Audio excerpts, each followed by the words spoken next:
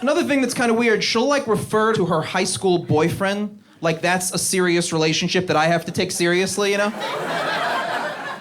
And I understand, because high school wasn't that long ago for her, right? That makes sense. Like, for me, high school is like a past life. Like, that's the only time I do believe in past lives, when we're talking about my high school experiences. You know, like, I would need a psychic medium, really, to remember my high school relationships, you know? Truth is, I actually didn't graduate high school. I was a high school dropout. Oh, thank you. Big high school dropout fans in the house. I was a high school dropout, and I got my GED, and I went on years later to get my PhD. True story. I went from GED to PhD. Thank you. True story.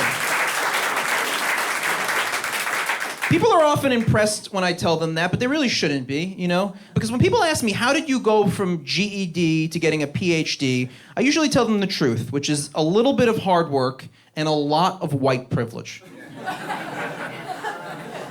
And it's true, because I got a lot of opportunities, you know, that I wouldn't have gotten if I was a person of color, you know?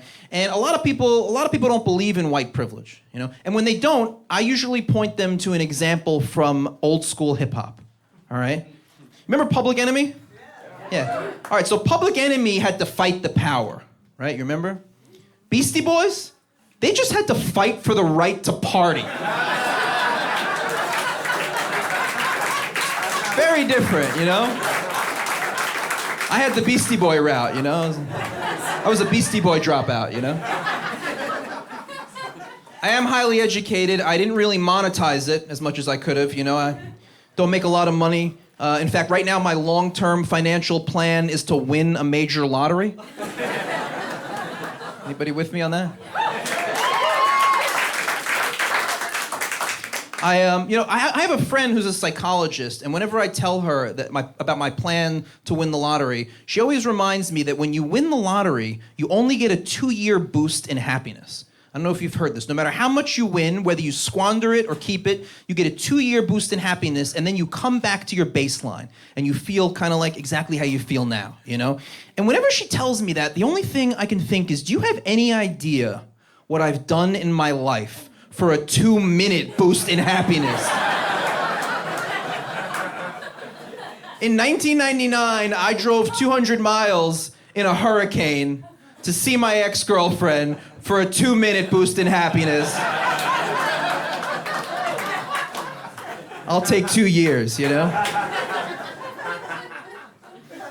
Money really isn't what's important, right? What's important? Our friends, our family, loved ones, all that, right?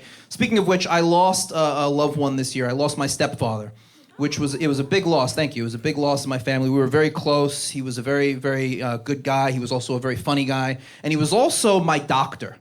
So as a hypochondriac, I saw a lot of him, you know? I remember when I was 12 or 13 years old, I went to see him as a doctor, and I had this big swollen gland in my neck. And he examined me, and he took me in his office, and he's like, listen, Mark, I don't know how to break this to you, but that's your Adam's apple. That's when I found out I was a man, you know? That exam, I'm 12 years old, right? It's almost the bar mitzvah age, so it makes sense. We were really close. When people die, I feel like a lot of your friends and family, they don't really know what to say, right? People sometimes say the wrong things. You know, they're trying, you know? Like, I remember we had a memorial service for him. And after the memorial service, we were gonna have people back to our place for coffee and bagels, you know? And one of my friends came up to me at the service and he was like, Mark, hey, am I invited to the after party?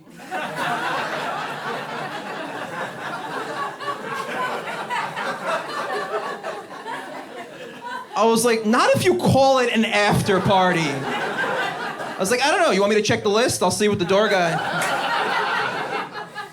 A couple months before he passed, he pulled me over and he said to me, Mark, listen, when I go, I need you to step up, right? I need you to be the man of the house, take care of your mother and your sister. And it felt like a lot of pressure to me, you know? You know what it felt like?